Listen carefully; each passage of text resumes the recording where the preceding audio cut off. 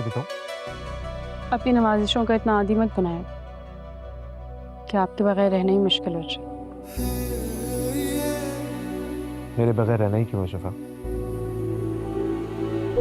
मुझे लगा कि वो सब कुछ मेरे शौहर ने किया, सारा सेलिब्रेशन मेरे शौहर ने प्लान किया, लेकिन नहीं, एक नया और खतरनाक वो तो शाहज़र की इनायत थी। मेरे शौहर का तो कोई हाथ ही नहीं है उसमें। खुलकर ये ऐलान चाहते मेरे हवाले से है कुछ कि भी करे, शिफा सिर्फ मेरी है मैं तुम्हें उसका ऑफिस ज्वाइन करने के लिए फोर्स रहूंगा।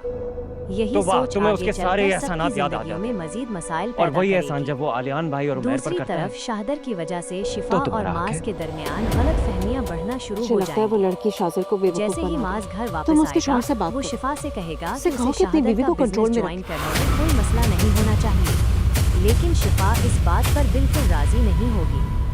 शिफा के इनकार पर माज गुस्से में आ जाएगा और उसे नरमीन का ताना देते हुए कहेगा कि अगर शाहदर उमैर और अलियान पर एहसान करे तो सब कुछ ठीक लगता है, लेकिन जब वो मेरी मदद करना चाहता है तो तुम्हें इतना एतराज क्यों होता है? यही बात दोनों के दरमियान एक नई लड़ाई की बुनियाद बन जाएगी। इधर दूसरी जानिब शाहदर घर पहुंचते ही अपने वालिद के सामने साफ अल्फाज में ऐलान कर देगा कि अगर वो शादी करेगा तो सिर्फ शिफा से ही करेगा। इस फैसले से घर का माहौल मजीद कशीदा हो जाएगा और हर कोई हैरान रह जाएगा। इसी दौरान नमेरा की दोस्त उसे भड़काएगी कि वो शिफा के शौहर से बात करे और उसे कहे कि अपनी बीवी को काबू में रखे, क्योंकि वो शाहदर की जिंदगी बर्बाद कर रही है।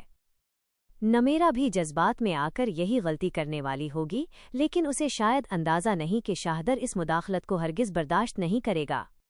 अब देखना ये होगा कि क्या माज और शिफा के दरमियान पैदा होने वाली ये गलत फहमियां ख़त्म हो सकेंगी।